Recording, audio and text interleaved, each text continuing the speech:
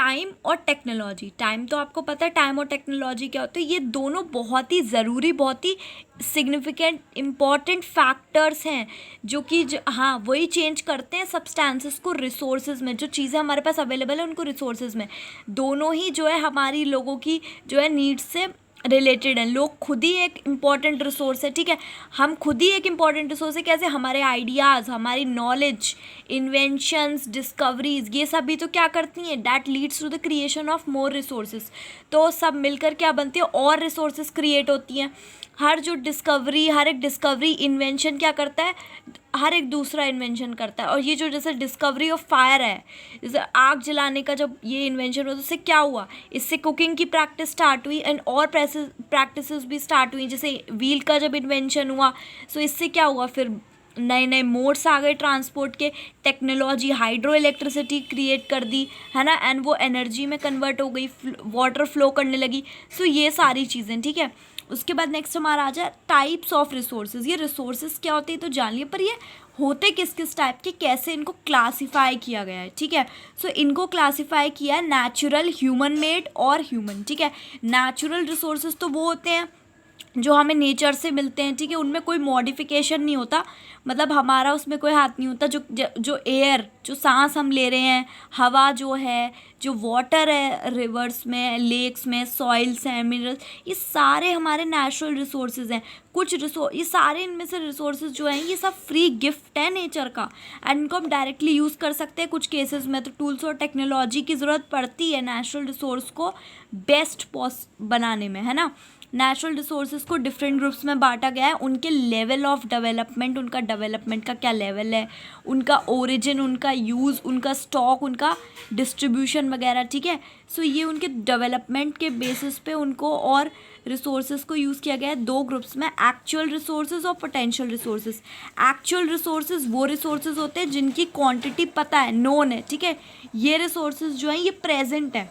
जैसे हमारे कोल जो है वो बहुत ही ज़्यादा मात्रा में, जैसे रूर रीजन में है जर्मनी के, एंड पेट्रोलियम वेस्ट एशिया में ज़्यादा है, या डार्क सॉइल दक्कन प्लेटू में ज़्यादा है। तो ये एक्चुअल रिसोर्सेज है, ये रिसोर्सेज की क्वांटिटी पता है, नोन है, ठीक है। और पोटेंशियल रिसोर्सेज वो होते हैं जिनकी पूरी क्वांटिटी जो है हमें नहीं भी पता होती, ठीक है, उनको हम नहीं यूज़ कर पा रहे प्रेजेंट में, वो रिसोर्सेज जो हैं उनको हम फ्यूचर में यूज़ करेंगे। लेवल ऑफ टेक्नोलॉजी जो हम आज यूज़ करें वो एडवांस इतनी नहीं है कि हम उनको यूटिलाइज़ कर सकें।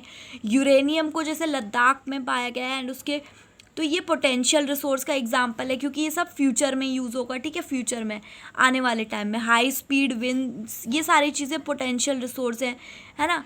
तो ये सब एक एक्चुअल, तो आज जो एक्चुअल रिसोर्स हैं जैसे कि एंड विंड फार्म्स है, ये एनर्जी जनरेट करते हैं, विंड मिल्स का यूज़ करते हैं, ठीक है। तो आप इसमें ये सारी चीज़ें। उसके बाद ओरिजिन पे अगर देखा जाए तो रिसोर्सेज को एबायोटिक, बायोटिक से बांटा गया है। एबायोटिक कौन से होते हैं, नॉन लिविंग थिंग्स, ठीक है, और बायोटिक तो लिविंग थिंग्स, ठीक है, जिसमें हम लोग भी आते हैं। सॉइल्स, रॉक्स, मिनरल्स, ये सब एबायोटिक है। प्लांट्स, एनिमल्स सब बायोटिक रिसोर्सेज हैं। And humans also. Natural resources को और रिन्यूएबल, नॉन रिन्यूएबल में भी फर्दर बांटा गया है, ठीक है। रिन्यूएबल जो कि रिन्यूड हो जाते हैं, मतलब दोबारा से रिप्रोड्यूस हो जाते हैं, ठीक है। उनमें से कुछ अनलिमिटेड हैं, जो है ना अनलिमिटेड हैं, जैसे कि उनको कोई इफेक्ट नहीं हुआ हमारी एक्टिविटी से, सोलर और विंड एनर्जी, बट फिर भी इनका केयरलेस जो हम यूज़ कर रहे हैं रिन्यूएबल रिसोर्सेज है, वाटर का हम फालतू यूज़ कर रहे हैं, सॉइल, फॉरेस्ट, ये उनके स्टॉक को जो है अफेक्ट कर रही, डिक्रीज़ कर देंगी, ठीक है। वाटर जो है अनलिमिटेड रिन्यूएबल रिसोर्स है, दोबारा नहीं मिल सकता। शॉर्टेज हो गई तो कुछ जगह पे जो है हाँ ड्राई एरियाज़ हैं, वाटर शॉर्टेज, वहाँ पे बहुत प्रॉब्लम है आज भी।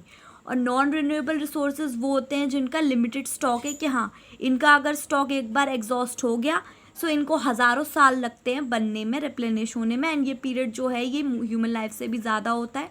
एंड इन रिसोर्सेज को नॉन रिन्यूएबल कहते हैं। एग्जांपल में हमारे आ जाते हैं कोल, पेट्रोलियम, नेचुरल गैस, हमारे सारे फॉसिल्स आ जाते हैं, ठीक है।